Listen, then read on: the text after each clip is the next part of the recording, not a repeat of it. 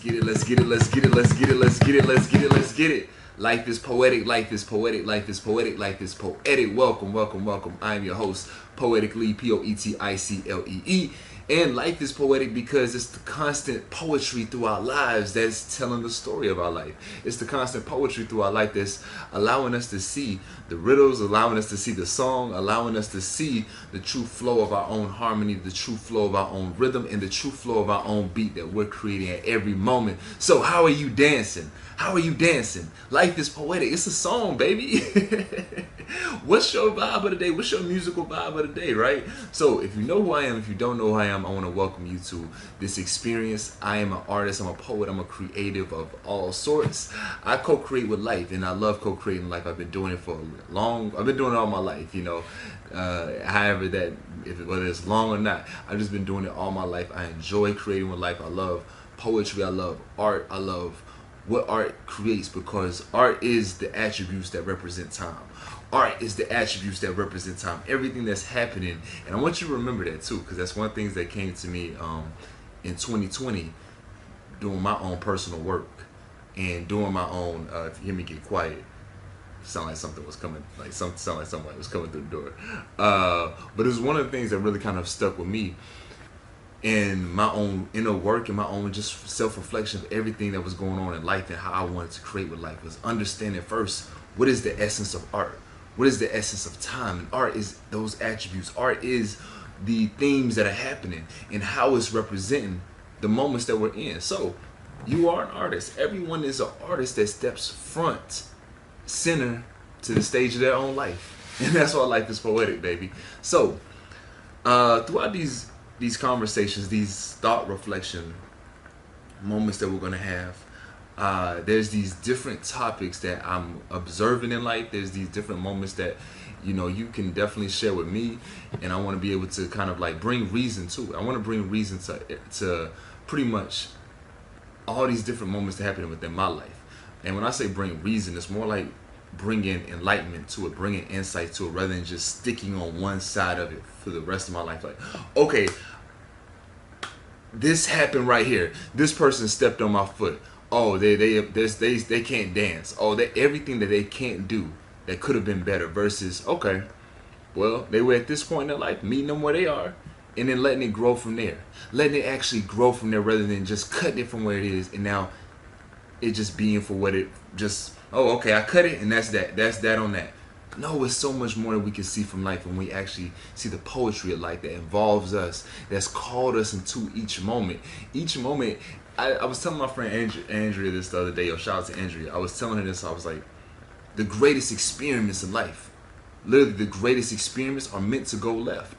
The greatest experiences are meant to go left. Why? Because it's in going left. It's in the new discovery. It's in the new expansion. It's in the things that you did not see coming that get you prepared to, oh, wow, see the discovery, be open to new possibilities, be open to new opportunities, be open to new insight, be open to new ways of seeing how your craft can level up, being able to be open to seeing how your mind can really go deeper into something, or just step back and see something from a different perspective. And that's the beauty about being an artist and being, as we are all the scientists of life, that's the alchemy.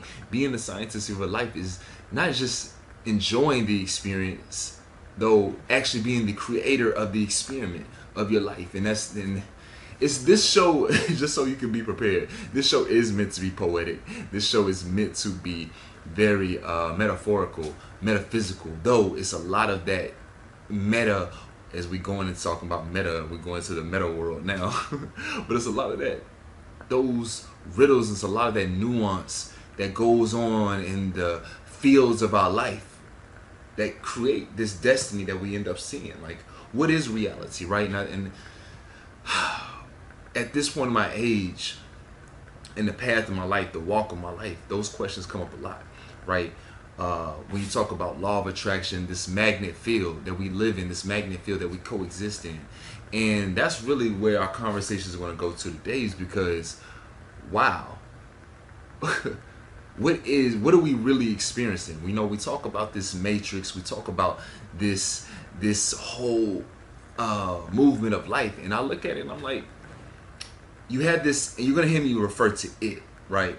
That's what today's conversation about. What is it? And there are gonna be some different texts. There's gonna be some different books that I get involved into this one. Though this is a free flowing conversation. This is a free flowing thought process that I've set with over some time with. That I would like. I'm just here to share with you all because that's part of my path. I look at this not just being able to have my voice be heard, but I also look at this being able to, down the line of my generations, man, I just think it's one thing to internally tap into your ancestors through meditation. It's one thing to tap into your ancestors, tap into the different parts of your life, your Akashic records. It's one thing to tap in that through the soul and meditation, through your own inner peace and your own inner discovery. Though it's another. Imagine if you just had your grandparents or your great grandparents. Imagine if you had your father's words, your mother, these people in your life, visual representation of their thoughts, their words, their guidance right there with you of your own bloodline. So for me, this is definitely for my own generation as well, my own bloodline that continues to follow through. So what is it? You know, a lot of people refer to this magnet field, the universe, the cosmos, a lot of things people look at saying God, the divine. You know, who can really define it, right? Because we already are discovering how the Bible and certain texts and certain, religious texts have been misinterpreted, because when we get down to talking about certain things, the languages get misinterpreted. They get taken out of what the actual representation is, and get turned into a more metaphorical meaning, which is understandable, right? Because in every story there is this metaphorical moral that is encompassed within it. However, along with that, we're also understanding more about this energy field that's moving with us, that's watching us, that's looking at us at every move. I've been living life like, someone is always watching. Someone is always watching, and what is watching is this energy field that you are embracing, your aura. So one thing for me, when I talk about what is it, this aura field that exists around me, right?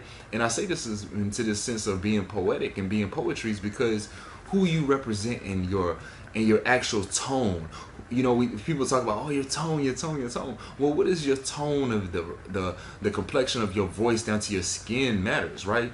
And when I talk about tone of skin, not even just not the vibe. Well, we can talk about the vibrance of color in a minute, though, in the sense of how is the tone in the fluidity, right? The fluidity of confidence, the fluidity of purpose, the fluidity of joy, the fluidity of grace that shows up in a lot of different ways of how tone is represented.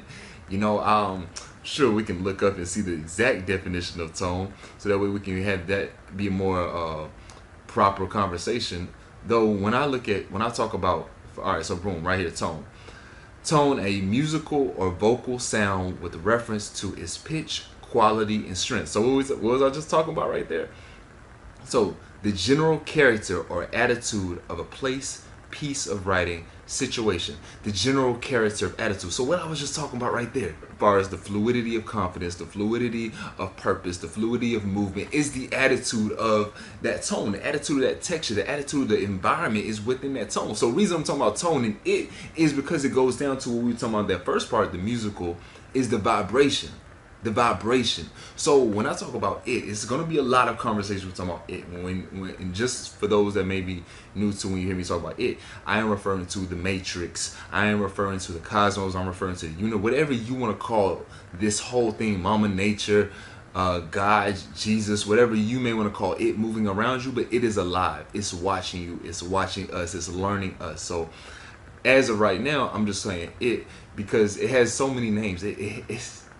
It has so many characters, because when we really get into it, again, I'm going down to our own aura, our own tone, our own flow of life, our own movement of life. So when I look at my life, I look at, okay, when they say that your mind is represented, when they're saying your realities are when they say, excuse me, that your reality is a reflection of your mind, I'm steady going in and seeing, who am I becoming? Who am I being in this flow of my life? It's a rhythm that I'm working with. So it can learn who I am, so it can present the balance of my life to me. If I'm being a distraction to myself, then it will present a distraction to myself. If I'm being anxious with myself, it will present anxieties to myself. If I'm being doubtful of myself, it will present doubts of myself outside in this external place. This thing is literally learning us, it's literally watching us, and it's providing the balance to our life. It's providing the balance. What I mean by balance is providing both of the lesson to be taught and the lesson to be learned. The lesson to be taught from you and the lesson to be learned from it. The lesson to be learned from you, the lesson to be taught from it. It's a both flow and ebb, right? And what I mean by that is pretty much you're teaching the universe who you are while it's learning and teaching you who you are to yourself as well, right? Does that make a sense? In the sense of like this, I show up, I show the world that, hey, you show up and you show the world that you're a teacher. Well, then the world will say, okay, here's an opportunity. This is open. You see how that works? You show up, you work out, you do this, you train. Oh, you're a trainer. The world says, hey, here's an opportunity right here for you to see if you really are that. I say that I'm a producer, I'm a content producer. Well, boom, here's a studio, here's camera, here's mic. Now show up. So the world is whatever it is constantly looking at us, is constantly allowing us to step up to the stage and see if we're really becoming who we really say, who we really are in our vibration. Now, we also have that choice to continue to flow in discovery of who we are. And it has that choice to continue to flow and throw different situations as to see how we can handle all of it.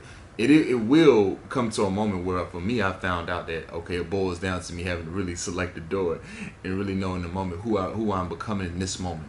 All these different versions can exist. All these different moments can exist, true, though, for it to guide me intentionally, for it to guide me, for the divine, for the cosmos, however, for me, Mama Nature, for me, my highest self, my future self, for my future self to guide me properly, I have to know who I'm becoming and being in that exact moment, so that the right guide, the perfect guide in that moment can guide me in my mission, can guide me on that particular thing. And even when you switch and flow, it's going to a mental concentration, it's going to a mental focus, it's going to a mental peace and joy and grace and just true insight of self and discipline of self. All these different virtues that click like that and say, okay, I need this version of my future self to guide me to that future self. Because I'm going to walk to you.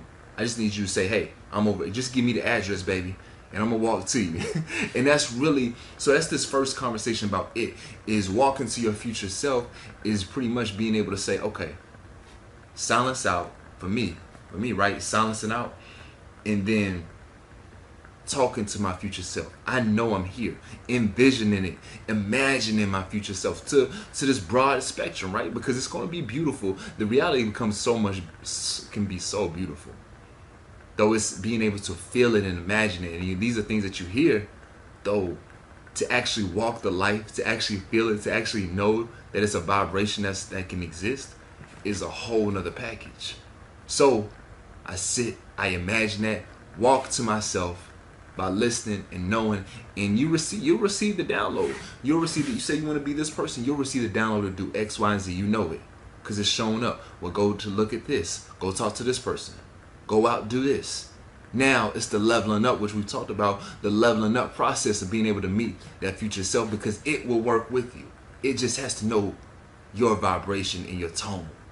What tone are you going to vibrate on? How are you dancing with yourself? How will you look at the poetry of your life? How will you be the poet of your life and speak to it, claim it, talk to it, charm it, and walk with it? And it'll walk with you to your future self. Life is poetic, baby. Poetically, Poeticlee.